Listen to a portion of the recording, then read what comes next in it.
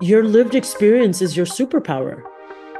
Welcome to Creativity is the Job of the Future, where we talk to people who are harnessing the power of creativity to overcome major challenges. I'm Doreen Lorenzo. And I'm Michael Baker. The only reason why I was able to be creative director on a Bollywood theme park was because I grew up in a country where the only movie theaters were French or Hindi. And so I had this random, insane amount of Bollywood knowledge that would never serve me at a dinner party or any party for that matter. But all of a sudden, this theme park came onto our lap when we were in the garage starting the company, and they asked who understood Bollywood. And here I am raising my hand. I'd never designed a theme park. I'd never been a creative director. And that was the inflection point between being an admin to actually taking an active lead in a creative design process, all because of a lived experience. Fri Forjindam is this incredible visionary leader. She's the Chief Development Officer and Executive Creative Director at a company called Mykoto. So what Mykoto does, it's an experience design. So for example, they designed the experience of Paisley Park, which was Prince the musician's compound right outside of Minneapolis. Several buildings where he both lived and had more than a state-of-the-art recording studio. It was where the muse was, where the genius happened. And after he died, they were commissioned to really turn that into an experience where you would understand and feel that. Walking into Paisley Park, you believe that you really are walking through greatness. So it has a lot of value, and she's been put on several committees to figure out how you bring that type of economic driver to a country. That's a first. We've never seen that. We've never seen anything like that.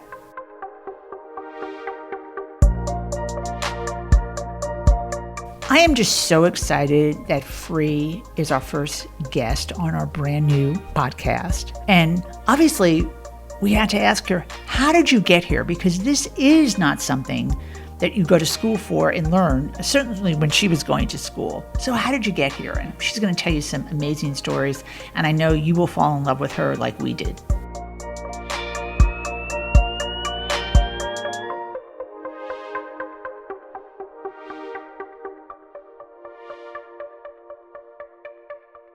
Let's start from the very beginning.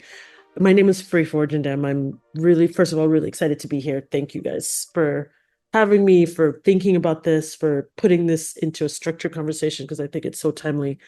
I'm the daughter of a proud hustler.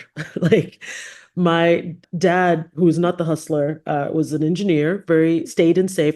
But my mother was an entrepreneur through and through. I was born and raised in Cameroon, and from a very early age, I watched her travel and bring things to our home guest room and eventually turn her wares into a viable business that eventually outgrew the guest room and turned into a grocery store, and then eventually evolved into a series of grocery stores that would become the largest grocery store chain in West Africa in the 80s, selling distinctly European and US products. And that was pretty pivotal. And I didn't realize it obviously at the moment, but I spent a lot of my free time outside of reading books and watching movies and sort of losing myself in fantasy world. I spent a lot of my time stocking shelves. So cut to starting at an entry level at a theme park design company and recognizing that, wait, there's people who actually build worlds for living, fantasy worlds, and they can make money, and there's interdisciplines that come into thinking about this, from architecture to design to engineering to marketing. I was all in on that. And over the last 14 years, I've been able to work my way up into a position where I'm able to really enact a different kind of disruptive proposition when it comes to entertainment strategy and world building. So I blame my mom for what I do now. I do attribute a lot of who I am to her and some of the early influences that I got from stocking shelves. Amazing. So what was your journey into theater? Like what drew you, from this sort of initial experience, where their mom and her business and stocking shelves. What was the connection to theater? How did you make that leap? I don't even think it was a leap, a voluntary leap, as it was survival. It was like air for me. I was always going to be that kid, unlike my siblings, that just kind of saw things a different way. I always saw things a little bit more multi-dimensional. I was never a linear thinker or processor. I was always emotive. I was always intuitive. I was always driven to the unseen and to the emotion. And when I moved to the US, I was supposed to follow the dutiful immigrant path. And I was a pre-med student. I was going down that very safe and established path, but I was always finding and getting distracted by the shows that were happening in the drama department. When I moved to the US, I was 14. I lived with a guardian. Luckily for me, that guardian happened to be the head of the recreation department for the city of New Orleans. And so what that meant was she had front row access to all the entertainment that was being invited into the city, from Jazz Fest organizers to Mardi Gras to Essence Festival, and really spearheading all of those events. And so I had front row seats to Wynton Marsalis practicing in the kitchen. I had backstage passes to talent performing on stage during mic check. And of course, me being a teenager and super jaded, it was boring for me. But at the time, those were all things that were showing me what was possible and giving me direct access to that. And because she was also in public service, I got to see firsthand what it means to organize, how to create events at scale. I always saw something more. I always wondered who's behind the theater, who owns the theater, who's producing the show, how do they work, who's making money from this, and the people who are coming to these shows, what do they go on to do, and how do we embrace that and build community out of those things. And I think from a very early age, just recognizing this intersection of entertainment and events and play with organization and structure and project management and community building, all of those things were informing my very ignorant teenage existence. And when I got to college for med school, I was doing theater on the side. It was always supposed to be a hobby, something to keep my spirits going while I was doing organic chemistry. And one day, when all my colleagues were studying for their MCATs and I was too busy learning my lines for cabaret, I realized maybe I'm not going to be a doctor. So I'm just going to pursue this. I'm going to stop lying. I'm going to stop lying to myself and certainly stop lying to my parents. And I'm just going to go all in on this thing called performance and see what happens. And luckily, I was able to get a scholarship to Columbia that then allowed me to pursue it without the burden and the guilt of parents hovering over your shoulder. And that was the differentiator. So it wasn't a leap as it was fortune, luck, survival, and then the luxury to be able to afford to pursue it because of that scholarship was what then allowed me to really go full in when I moved to New York and then eventually to Los Angeles. You clearly were creative. You probably didn't know that. No, I didn't. Right? So part of what we're doing in this podcast is really exploring what creativity really is and why it's so important for any economy, any city, any industry. Why is creativity? It's not a nice to have, but it's a must have. So love to hear your take on what do you think creativity is? And the second part of that is, why do you think that's important? Oh my gosh. I'm going to be so biased because this is something that is so important and so critical, right? Especially now, we're all creative.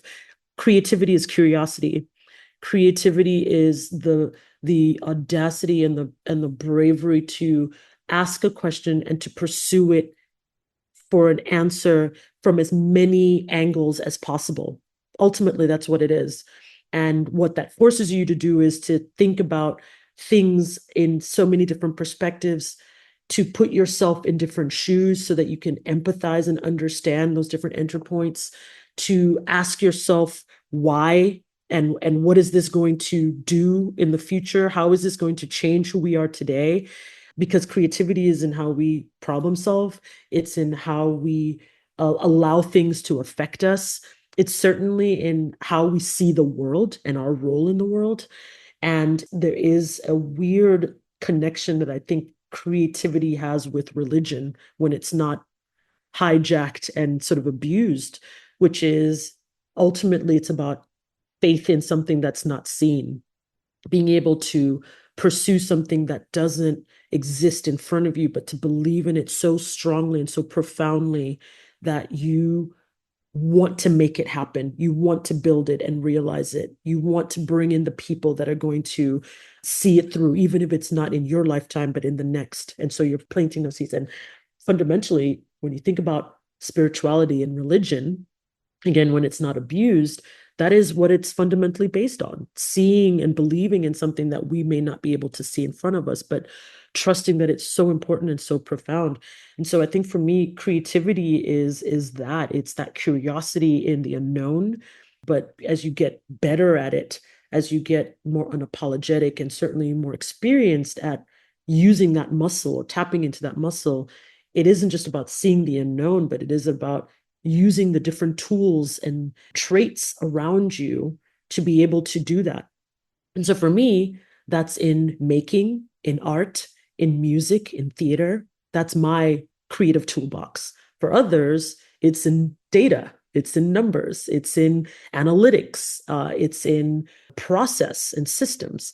And then for others, it's so even more abstract. It's in ideology and in vision and in philosophy and how we see humanity and how we talk about it and communicate it. So everyone has a capacity to be creative because it's who we are as humans. It's by definition a very human trait. The difference is that I think over time, creativity has become this box or category that you either fit in or you don't.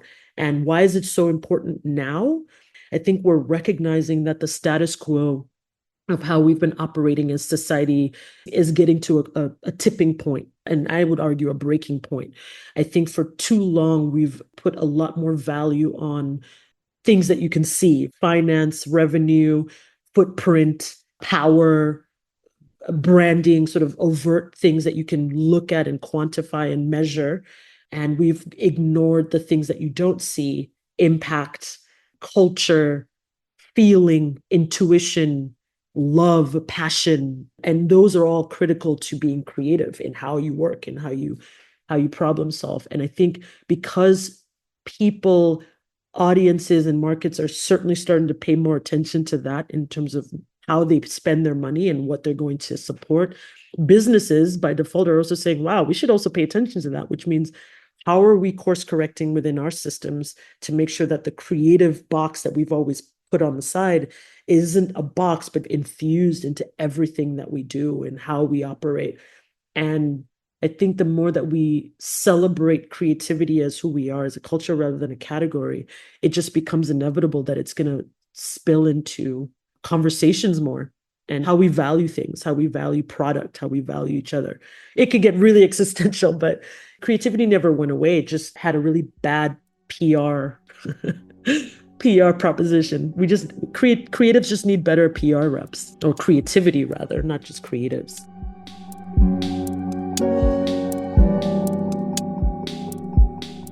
I'm sitting here going, okay, like now I have 50 more questions for you. And especially I love the bad PR rap because I think, right? I mean, I think that like people think creative people are like, oh, you're dressed in black and you have these kind of crazy ideas and you're not steeped in reality. And so much of what you just said is so important to the realities of where we are today and why this is important. And I mean, I think we could probably spend another hour exploring how did it go down this rabbit hole of this bad rap that it got? But maybe, as you said, it's just bad PR. I don't know, Michael. What I mean, right? Mm-hmm. Like, well, I will even add to that. On the flip side, creativity, if you think of it as a state of being, we've accepted that it is okay to be mediocre. It's okay to accept, the crumbs that are given to you. It's okay to not have value or compensation for what you bring to the table, what creativity and what a creative mindset brings to the table. So who are the first to accept free work? Artists who are inevitably going to be posthumously recognized artists. We don't value what we bring to the table when we are alive. Oftentimes it's when we're dead. Or even worse, what we create, the foundation of that then gets hijacked, colonized, stolen. And then when it's under the umbrella of a more established construct, like a corporation, then all of a sudden it has validity. So that also is a problem. It isn't just looking at creatives as lower. We also accept that. And somehow that's become the systemic way in how we educate the next generation of creative thinkers, in what we empower them with or disempower them. It's a systemic thing, which is it's so weird. You think of it as like a resource, right? Like Africa is a great example of that. And I can speak to this. A land that historically is rich with all the main resources that basically sustain the world, from food to minerals to labor to land and water. And yet majority of that is outsourced and then comes back for a premium. There's a metaphor there when you think about creativity, that resource, that foundational pool that births ideas, births new processes, births new ways of thinking that can be fundamentally revolutionary and have high revenue value. It gets outsourced to a mainstream, to a corporation, to whatever, and then we sort of buy it back as, okay, now it's valid. Now it's something that's important. Why isn't it validated from the beginning? And so no matter where we are in the world, Africa, no Africa, US, the creative mindset, we have to also think about how we empower ourselves to monetize that in a way that isn't just about capitalist ideology. It is also putting it at the table with eco-friendly, sustainable thinking, with capitalist free enterprise thinking, with altruism, with religion. Like it is something that is viable to how we keep going as humanity. I don't know if you guys were planning for it to get this existential, but I think when you ask about why it's important, it is a human birthright. And somewhere over time, that curiosity gets curtailed for other things or other priorities. And that is unfortunate and also something worth talking about.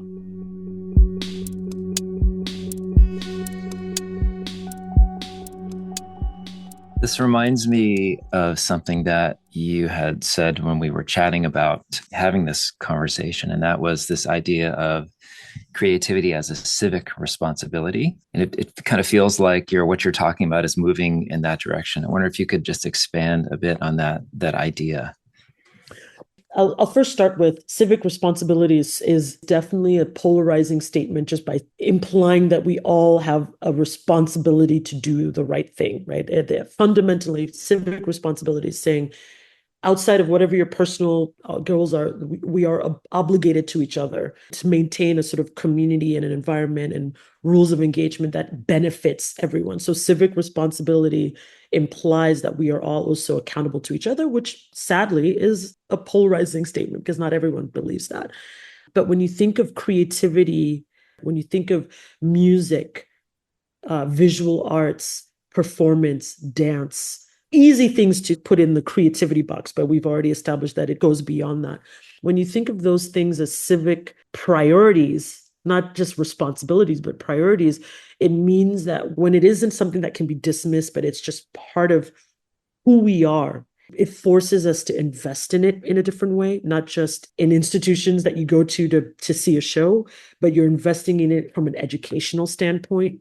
You're thinking about what a creative foundation means to how we think about urban planning, how we think about future cultures, how we think about ourselves and how we're going to tell our stories 20, 50 years from now. So we're thinking about it from a historic preservation standpoint, but we're also thinking about it from an urban planning and future standpoint.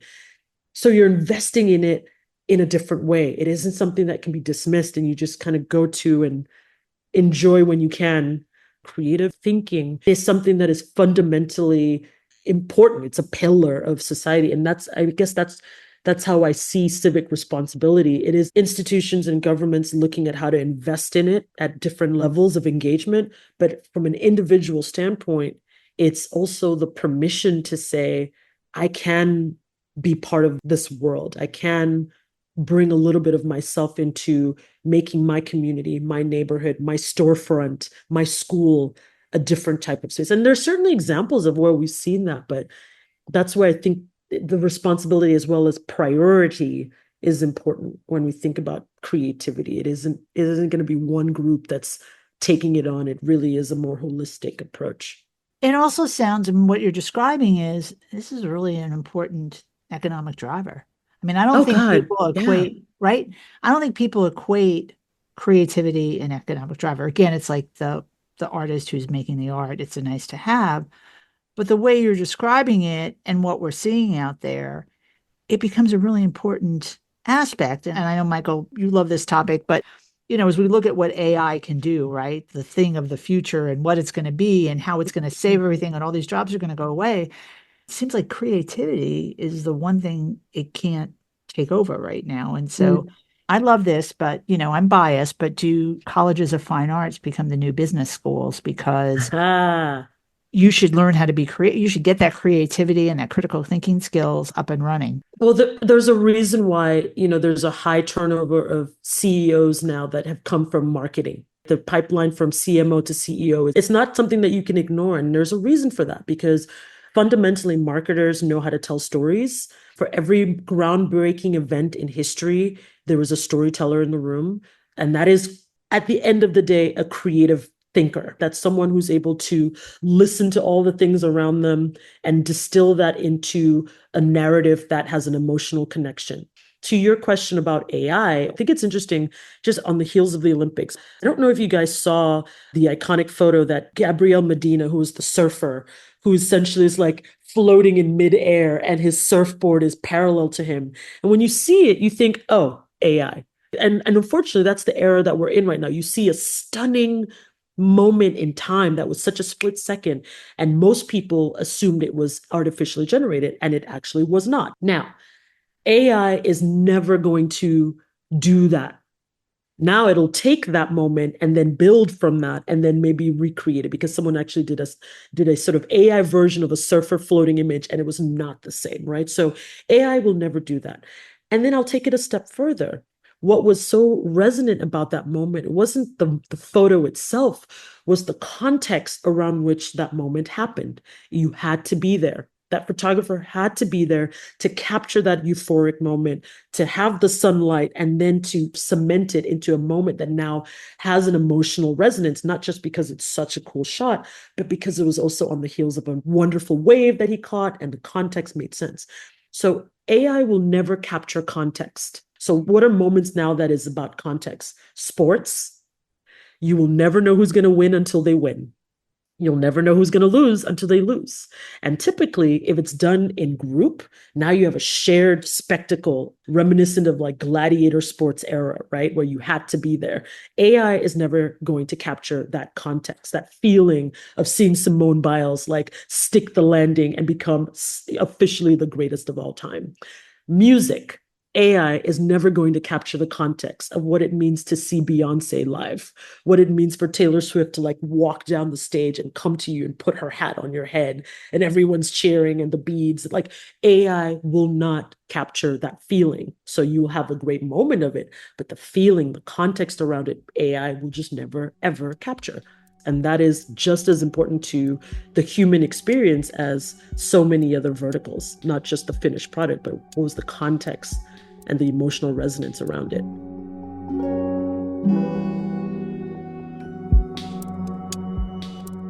My background is in game design, interactive systems, and that kind of thing. And so part of my experience working in that field and also being a parent and having a child who grew up during the Minecraft era when kind of young people watching other people play video games became very popular.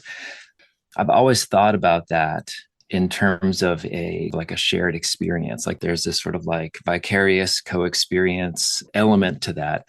So I'm wondering how you think about technologies like YouTube or like live streaming in this context. They can't replace the experience of the live thing, yet there seems to be a human ability to connect with that.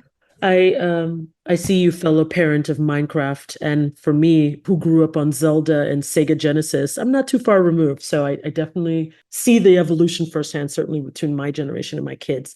I think technology is always going to be a tool towards telling a story. It's going to be always going to be a creative tool, and it's always going to have this love-hate tango with the creative process. When synthesizers were introduced, people were like, live music is going away and this will never replace the live drum sound. True, and also maybe we don't need it. Maybe it democratizes people's ability to have access to music and allows them to be more inventive and innovative, which is also creative. So I see creative thinking as another tool in the toolbox that creatives should have access to use as part of their art form. They should learn about it, they should have access to it, it should be fair, it should be equitable, and then they should be able to broadcast what they're doing in the ways that also hopefully gives them money in their pocket.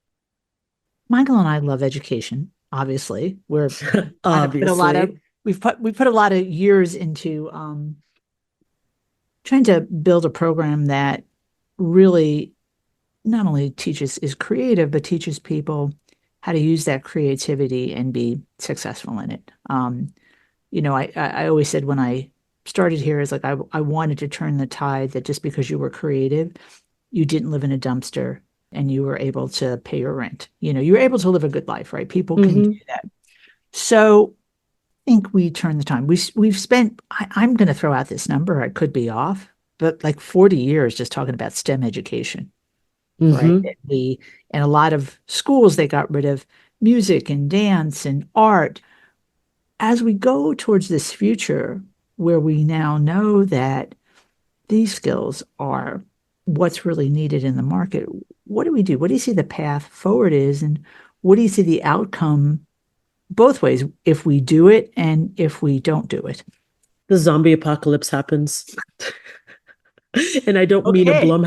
I don't mean a Blumhouse feature. I mean the zombie apocalypse that is inevitably associated with idiocracy and cattle herd thinking. Creative thinking by nature is the ability to step outside the masses or be the black sheep or go upstream, all the metaphors that we've heard. But creative thinking just forces you to just ask why why that, why are we doing that, right? Just at a fundamental level. So outside of that inevitable zombie apocalypse of mass produced factory processing, what we do is you almost think of it from a grassroots perspective. You start, or a business perspective, you start small. Education programs that center the arts in STEAM shouldn't be the outlier. It's just fascinating to me that we're now in this interesting cycle of now fighting for the things that are fundamentally important to us. Like, how did that become now a question of access and affordability? It should just be equally available. And so I think that's the shift that we're seeing where, from a policy standpoint, we should make it more even. From an individual standpoint, we should celebrate the ability to be creative across the board. But also from a societal standpoint, this is something that is fundamentally what makes us human and not bots. So I don't know how we get there, and I don't even know if we all agree on what there means, honestly. But I do know that if we're talking about sustainability and how we're going to continue to coexist on this earth, at some point, land is fixed, resources are fixed, and we have to decide how we're going to share what we have left and how we're going to rebuild what we have left. Because Earth has showed that if we get out of the way, she's just fine. She can rebuild. The question is, how do we put systems back into place that allow us to still be able to coexist and be creative in that sort of human-centered existence?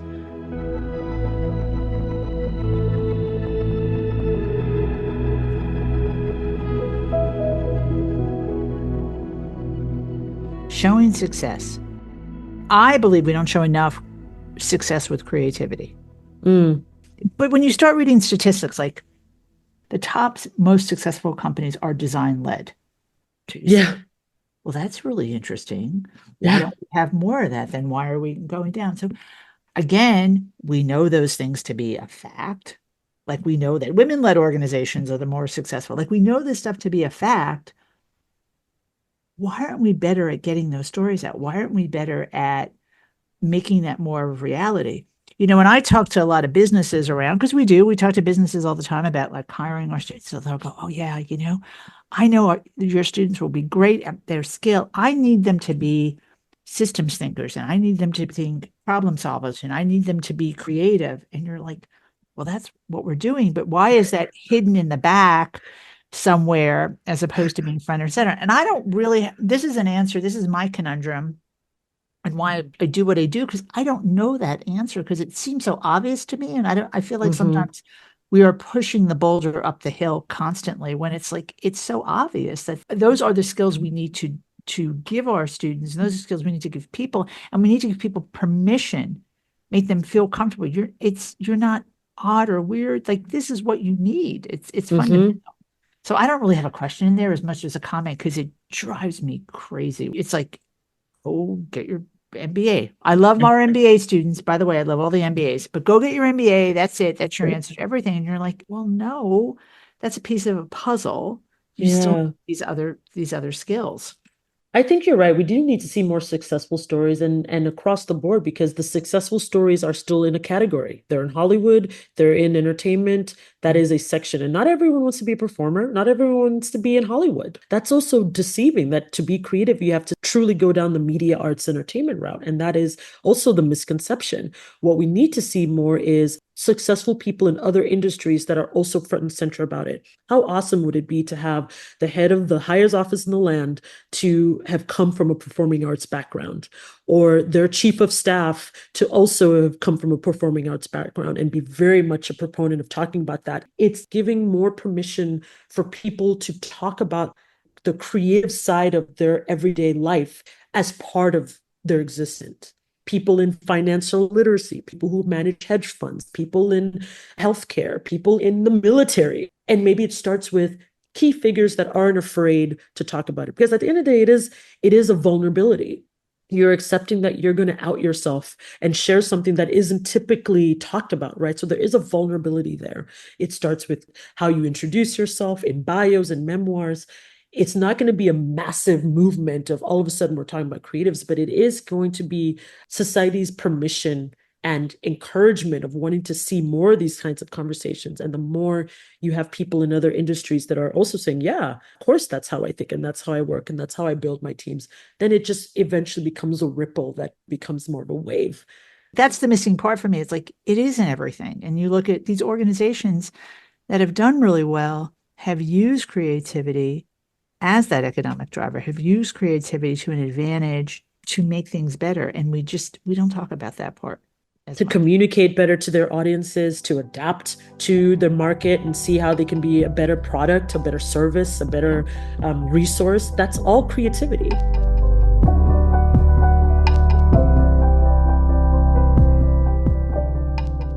There's another question that comes up for me in this, and that is examples from the establishment in valuing creative thinking are great. But I also think about the young people, our students, right? Our children. And something that has kind of emerged as like a really central value for us in terms of the way that we have built the programs here at UT is thinking about creative empowerment, like empowerment as this fundamental thing that we're doing. Like the reason that we have designed a curriculum with certain courses, with certain outcomes, and the reason that we have structured this student experience the way that we have really is ultimately about that kind of idea. We want our students to go through the program, to graduate and feel empowered to move into the world and to embody what it is to be a creative thinker, to be a technologist, to be a collaborator, to be someone who can move between these different worlds and spaces and roles and identities and move forward into the world from that position. So the question here may be, what do we tell our students? What story should they be carrying forward to embody that? And I ask this because it's a challenge for them. We have many students who come in with parental pressure to have been the pre-med student, to have pursued the engineering degree, to have done a different thing. And so they're very vulnerable. They're taking this risk. They're going against what their parents think they should be doing. A lot of them, they really struggle with this idea of, now what do I do? They were drawn to this intuitively or maybe for a specific reason, but how do they then identify their value as a creator, as a person, as a graduate from UT in the world? How do they make a living and embody this? What you guys are doing is raising the next generation of leaders. You're not, this isn't even about art. When you're talking about empowerment, everything I'm hearing about that is leadership. Leaders of tomorrow are going to be humble enough in understanding what their skills and strengths are, but also curious and receptive and open to the things around them to be able to move them forward together, not as a solo. And that is leadership. And certainly the leaders of tomorrow are going to need to be Swiss Army knives in being able to adapt and take on different kinds of input and decision making, not just an authoritarian, one-sided vision. You are raising, or at the very least, educating the next generation of leaders. And what I would say is, I definitely know what it means to feel the pressure of parents at that age, and certainly immigrant parents, but understanding that the pressure is really coming from a very lived experience of them having been through what they know and wanting to make sure that you are not experiencing any hardship. All parents always want to protect, but they're going to protect you from the fears and tested life experiences that they know. And the life experiences of our parents are not the same as ours, and certainly are not the same as our kids. So I always come back to, now when I'm talking to students and mentors, I always say, your future you is depending on today's you to keep the promises you made yesterday. Right now, you have to keep the promises you made to yourself yesterday. And if those promises were about a passion or a curiosity or an urgency in some sort of design solution or direction that you feel can change the world, or at the very least make a blip in the status quo of how we operate in the world, that's a promise you've made to yourself. And your future you is absolutely at the mercy of you holding to that promise today. So you have to constantly remember that, because you're always going to be hit with the reminder of, you're in debt, you need to pay your rent, you need to do all these things. And it shouldn't be one or the other. And I think this comes back to even creativity as this box, as opposed to creativity being infused into everything. Leadership isn't just about going into the arts or into design. Leadership is saying, how do I use design thinking in anything that I do? As a parent, as a team member, as a sister or colleague, as a human, as a member of society, how do I use design principles and creative thinking in anything that I do? Because that is what leadership is. Can I ask you, and maybe this is a circular question, but how important is the concept of creativity and creative thinking and empathy important to the economy, important to business? Like, we're all in it, so we say it's a nice time, but how important is it really as we go forward in the world and all the things that we talked about? It's an interesting thing when you think about business, which at the end of the day is about profit and loss. And what's going to drive profit is you were able to create such high demand for something that you put out to the world, whether it's a product or a service. People just want it and they can't get enough of it. And ideally, you're doing it in such a way that the supply is also controlled, so that you can really maximize how many people are coming to you as opposed to other companies in the market. But if you are the only one creating that service or product, then how do you know if it's the right thing? If you don't have competition, how do you know that it's the most optimal version of that service? Because you don't have the competition. So that's where the humanity comes into play. So the profit, again, we come back to context. We've talked about a lot of things, but the context of how we determine profitability is just as important as the bottom line. Yeah, if you don't understand the context of what's driving that human side of it and how you might change it, you can't really fix things, right? Mm-hmm. You're just playing that never-ending game of operationalizing something till you operationalize it out of existence. And we've seen a lot of businesses that have done that. They've operationalized, they've squeezed the lifeblood out of the company. The company no longer exists. It gets sold for parts, as opposed to really looking at, and you said this, the story, the context, where it begins. And so you really, I think, helped us really reframe what is creativity. It's not just the person dressed in black that's drawing pretty pictures or making movies or something. It really is context of where things are. It's how things are put together. It's the systems that go together. It's really looking things at a holistic level and not being afraid to figure out and problem solve, not just accepting things as they are. No, I think you're exactly right. And that really sums it up. The context is important. And gosh, if we aren't looking at it from that vantage point, everything would be so linear and quite honestly, so drab. Who wants to live in that life? At the beginning of the conversation here, you said creativity is curiosity, which I just want to come back to because I think there's a lot there in that idea. There's the permission to be curious, to think about problems in new ways, to not just do what has been done before, to hold all of these different interests simultaneously and ask, how do I bring these together? How do I find a way to prioritize and center all of these different values that intersect in these pursuits? That's the magic lives there. Like that's kind of the trick. And that's like something that people can learn.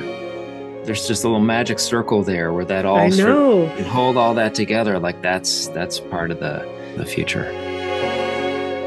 You asked about civic responsibility. Everyone should take an improv class. Everyone, because the fundamentals of improvisation is yes and. Someone throws something at you, a scenario, a situation, a prop. You have to say yes to that. You can't block it and say, no, I'm shifting that. You got to say yes to whatever that scenario is and what else. So you may not agree with it. It may make you uncomfortable.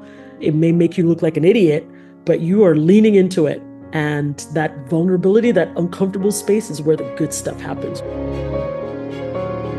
Everyone should just try it for a bit in their leadership style and in their businesses. What does it mean to say yes and to a crazy idea? And then now figure out how to actually make it happen.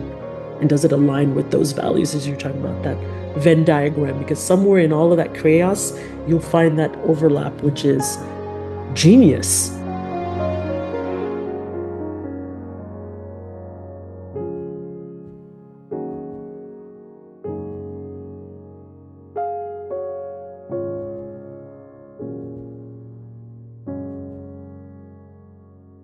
Coming up on the next episode of Creativity is the Job of the Future. One of the races I was doing, it was a 100-mile self-supported race, and I started to lose my eyesight. It's ultramarathon runner Ed Shelton in conversation with Doreen Lorenzo and Michael Baker. Creativity is the Job of the Future is produced in Austin, Texas, with help from Audrey Holm and Renee Chavez. Sam Lippman composed the music for this episode, and I'm Rebecca McEnroy. Thanks for listening.